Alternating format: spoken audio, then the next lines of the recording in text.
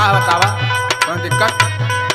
देखी अभी नया नौहर गवना आइल बा, अब इतना जल्दी छोड़ के ना जाई जी।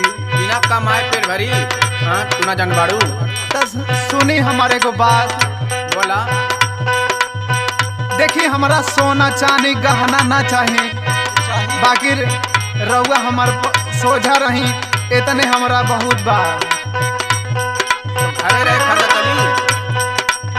ना चाही सोना चांदी ना चाही गहनावा,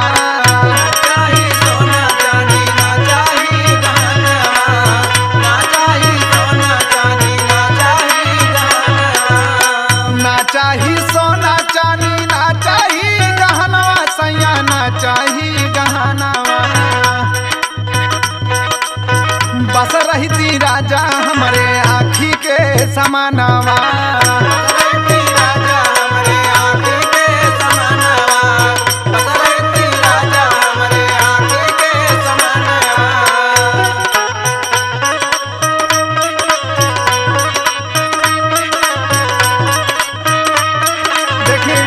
छोड़ के न जाए रउआ।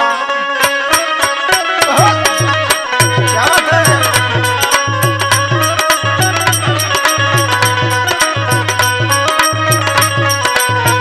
जियो। क्या बात है अलगराम भैया?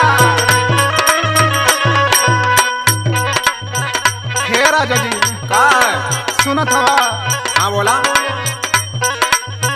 बस रहती राजा हमारे आँखी के समानवा सैया आँखी के समानवा। अखिया समझ रहे पेट भरी आई। बस रहती राजा हमारे आँखी के समानवा सैया आँखी के समानवा। हाथ से कह दियो ना कदी ना बीती कैसे तोहारे भवनवा,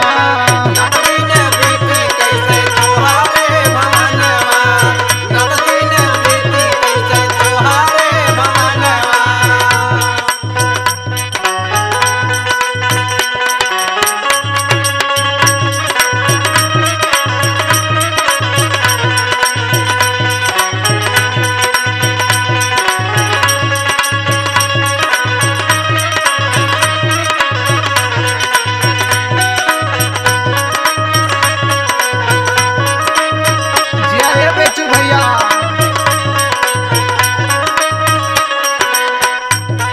हे राजा जी का है? सुनी है ना? बोला बोला। न तो दीना बीती कैसे तोहारे भवनवा सैया तोहारे भवनवा। बहुत ज्यादा परेशान होगा। न तो दीना बीती कैसे तोहारे भवनवा सैया तोहारे भवनवा।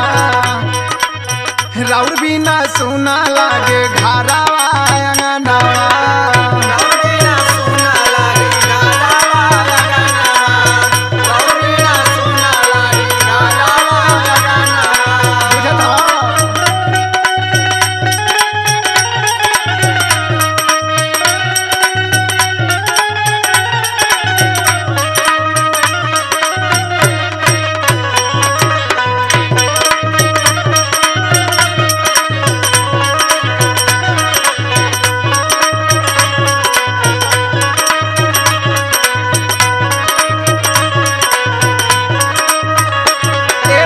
भैया का है? तू ही समझाई इनका केस कुछ समझ में नहीं खे आवत। जब तोहरे समझाए ना समझ तो हमारे समझाए का समझ। सुनी ना दोनों जन मनरेगा में काम कइल जाई ना।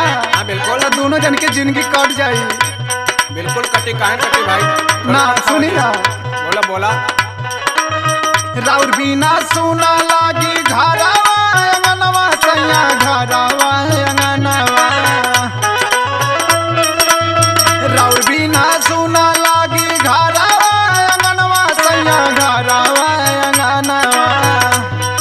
साला कैसे कष्ट काटे करी। घराओ ना बाटे देखी देवराया अनुपमावा।